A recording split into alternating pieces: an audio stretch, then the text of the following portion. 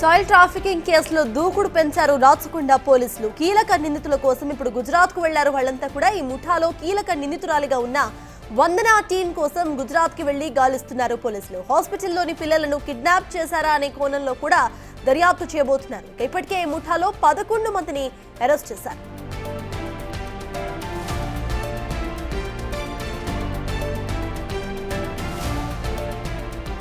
Child trafficking కేసులో దూకుడు పెంచారు రాచకొండ పోలీసులు. ఈ కేసులో భాగంగా కీలక నిందితుల కోసం గుజరాత్ కు వెళ్లారు.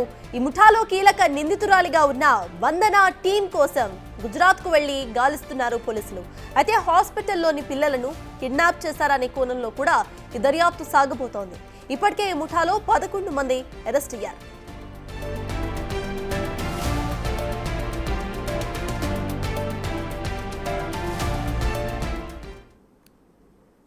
ఇక చైల్డ్ ట్రాఫికింగ్ కేసులో భాగంగా రాచకొండ పోలీసులు ఇప్పుడు గుజరాత్ కు వెళ్లారు. ఈ కేసుకు సంబంధించిన అప్డేట్స్ మా ప్రతినిధి సురేష్ అందిస్తారు. సురేష్, చెప్పండి, ఈ కేసుకు సంబంధించిన అప్డేట్స్ ఏంటి? గుజరాత్ కు వెళ్ళినట్టుగా తెలుస్తోంది. అక్కడ పోలీసుల సహకారం కూడా రాచకొండ పోలీసులు తీసుకోబోతున్నారా? రాచకొండ కమిషనరేట్ పరిధిలో పిల్లల్ని అమ్ముతున్న ముఠాని నిన్న అరెస్ట్ చేయడం జరిగింది. ఆ కేసులో 11 మందిని అరెస్ట్ చేసి రిమాండ్కి తరలించారు. అయితే పిల్లల్ని గుజరాత్ నుంచి తీసుకొచ్చి ఇక్కడ అమ్మినట్టుగా పోలీసుల దర్యాప్తులో తేలడంతో గుజరాత్లో ఉన్నటువంటి నిందితుల కోసం ఆ 2 బృందాలు గుజరాత్కి వెళ్ళడం జరిగింది. అక్కడ పోలీసుల సహాయం కూడా తీసుకొని ఎవరైతే పిల్లల్ని హాస్పిటల్ నుంచి కిడ్నాప్ చేసి తీసుకొచ్చారా, లేదంటే ఎవరి నుంచి కొనుగోలు చేసి తీసుకొచ్చారా, ముందుగానే డీల్ కుదుర్చుకొని ఇక్కడ తెలంగాణకు తీసుకొచ్చి అమ్ముతున్నారనే కోణంలో పోలీసులు దర్యాప్తు చేస్తున్నారు. కేసులో ఇప్పటికే మొత్తం అంటే పిల్లల్ని కొన్న తల్లిదండ్రులతో పాటు ఎవరైతే నిందితులు అక్కడ గుజరాత్ నుండి తీసుకొచ్చి ఇక్కడ అమ్ముతున్నటువంటి నిందితులను కూడా అరెస్ట్ చేయడం జరిగింది. ఎవరైతే ఈ కేసులో ముఖ్యంగా ఉన్నటువంటి మహిళ, ఆమెతో పాటు మరికొంతమంది ఒక ముఠాగా ఏర్పడి అమ్మాయిలు అయితే 2.5 లక్షలు, అబ్బాయిలు అయితే 4.5 లక్షలకి అమ్ముతున్నట్టుగా పోలీసులకి పక్కా సమాచారం రావడంతో మొత్తం 4 చిన్నారులను రెస్క్యూ చేసి సిడబ్ల్యూసికి ఆ పిల్లల్ని పంపించడం జరిగింది. ఆ పిల్లలు కూడా మొత్తం నెలలోపు ఉన్న పిల్లలే. రోజుల ఉన్న పిల్లల్ని తీసుకొచ్చి ఇక్కడ అమ్ముతున్నట్టుగా రాచకొండ పోలీసులు గుర్తించడం జరిగింది. అయితే గుజరాత్కు వెళ్ళి అక్కడ ఈ పిల్లల్ని ఎలా తీసుకొచ్చారు, ముందుగానే వాళ్ళతో కాంటాక్ట్ అయ్యి ఇక్కడ తీసుకొచ్చారా, లేకుంటే ఇతర మార్గాల ద్వారా తీసుకొచ్చారా, అసలు హైదరాబాద్కి ఎలా తీసుకొచ్చారనే కోణంలో పోలీసులు దర్యాప్తు చేస్తున్నారు. ఇప్పటికే అరెస్ట్ అయినటువంటి నిందితులు ఇచ్చిన సమాచారం మేరకు ఈ కేసులో ఇంకా ఎవరెవరికి లింకులు ఉన్నాయనే దానిపై పోలీసులు ప్రస్తుతం దర్యాప్తు చేస్తున్నారు. మొత్తం ఇంకా ఎంతమంది ఉన్నారనే దానిపై, ఎందుకంటే గతంలో ఉప్పల్లో కూడా ఇలాంటి తరహానే పిల్లల్ని విక్రయించిన ముఠాని పట్టుకోవడం జరిగింది ఒక డాక్టర్ ద్వారా. అయితే ఇప్పుడు ఒక మహిళ మెడికల్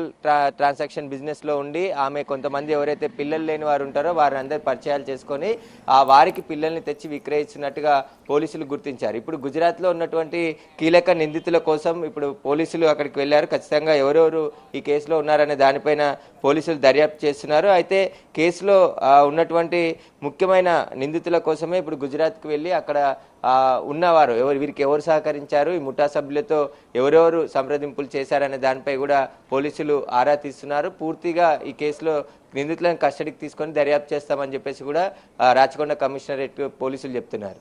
అయితే సురేష్, ఇక్కడ పిల్లల్ని ఎవరైతే కొనుక్కున్నారో వాళ్ళ మీద కూడా ఏమైనా కేసులు పడే ఛాన్సెస్ ఉన్నాయనుకోవాలా? సో దానికి సంబంధించిన అప్డేట్స్ ఏంటి? అంటే కొనుక్కున్న పేరెంట్స్ని కూడా నిన్న అరెస్ట్ చేశారు. నిందితులతో పాటు ఎవరైతే పిల్లల్ని 4 పిల్లల్ని కొనుగోలు చేసిన వారు ఉన్నారో వారిని కూడా అరెస్ట్ చేసి రిమాండ్కి తరలించారు. ఎందుకంటే పిల్లల్ని దత్తత తీసుకోవడం ఏదైతే ఫార్మాలిటీస్ ఉంటాయో లీగల్గా తీసుకోవాలి తప్ప ఇలా అక్రమ మార్గంలో డబ్బులు ఇచ్చి కొనుగోలు చేస్తే ఖచ్చితంగా క్రిమినల్ కేసులు నమోదవుతాయని చెప్పేసి పోలీసులు చెప్తున్నారు. ఆ చట్ట ప్రకారమే పిల్లల్ని కొనుగోలు చేసినటువంటి నిందితులను కూడా వాళ్ళ తల్లిదండ్రులను కూడా అరెస్ట్ చేసి నిందితులుగా ఈ కేసులో చేర్చడం జరిగింది. ఎందుకంటే చట్టబద్ధంగా దత్తత తీసుకోవాలి తప్ప ఇలా అక్రమ మార్గంలో ఎవరైనా దత్తత తీసుకుంటే చట్ట ప్రకారం జేజే యాక్ట్ ప్రకారం వారిపై కేసులు నమోదు చేశామని చెప్పేసి కూడా రాచకొండ కమిషనరేట్ సుధీర్ బాబు చెప్పడం జరిగింది. ఈ కేసుకు సంబంధించి ఎవరెవరు లింకులు ఉన్నాయనే దానిపై కూడా, ఎందుకంటే గుజరాత్, అహ్మదాబాద్ నుండి పిల్లల్ని తీసుకొచ్చారు 4 ఈ 4 పిల్లల్ని ఎక్కడి నుండి తల్లిదండ్రుల దగ్గర నుంచి డబ్బులు ఇచ్చి తీసుకొచ్చారా, లేదంటే వారికి తెలియకుండా కిడ్నాప్ చేసి ఇక్కడ ముందుగానే వీళ్ళతో మాట్లాడుకున్నారు కాబట్టి వాళ్ళని తీసుకొచ్చారనే దానిపైన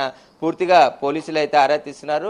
సిడబ్ల్యూసి వాళ్ళు కూడా ఈ కేసుకు సంబంధించి సమాచారాన్ని సేకరిస్తున్నారు. పిల్లలు ప్రస్తుతం ఆరోగ్యంగానే ఉన్నారు. సిడబ్ల్యూసి చైల్డ్ వెల్ఫేర్ అసోసియేషన్ సంబంధించిన వాళ్ళ ఆధీనంలో పిల్లల్ని ఉంచారు. వారంతా కూడా నెల 10 రోజుల్లో ఉన్న పిల్లలు మాత్రమే అక్కడ ఉన్నారని చెప్తున్నారు. అయితే ఈ కేసులో కీలకంగా ఉన్నటువంటి ఒక మహిళ కృష్ణవేణి ఎవరైతే ఉన్నారో ఆమె దీప్తి నెట్వర్క్ కృష్ణవేణి దీప్తి ఇద్దరు కూడా నెట్వర్క్ ఏర్పాటు చేసుకొని ఇక్కడ ఎవరైతే పిల్లలు లేని వారు దంపతులు ఉన్నారో వారితో ముందుగానే డీల్ కుదించుకొని వారితో డబ్బులు తీసుకున్న తర్వాత ఇటు గుజరాత్ అహ్మదాబాద్ నుంచి పిల్లల్ని తీసుకొచ్చి ఇక్కడ వారికి అప్పచెప్పినట్టుగా ఇన్వెస్టిగేషన్లో తేలింది. కాబట్టి వీరందరినీ ఇంకా వీరికి ఎవరెవరు సహకరించారు, దీంట్లో ఎంతమంది ఉన్నారనే దానిపై కూడా పోలీసులు ఆరా తీస్తున్నారు. ఈ కృష్ణవేణికి సంబంధించి దీప్తికి సంబంధించిన సెల్ ఫోన్లు కూడా స్వాధీనం చేసుకున్నారు. కాబట్టి వీరు ఎప్పటి నుంచి బిజినెస్ చేస్తున్నారు, ఇప్పుడు 4 పిల్లల్ని రెస్క్యూ చేశారు కాబట్టి ఇంకా ఎంతమంది పిల్లలు ఉన్నారు, వారికి ఏమైనా విక్రయాలు చేశారనే దానిపై కూడా వీరిని కస్టడీకి తీసుకొని విచారిస్తే మరిన్ని విషయాలు బయటకు వచ్చే అవకాశం కనబడుతుంది.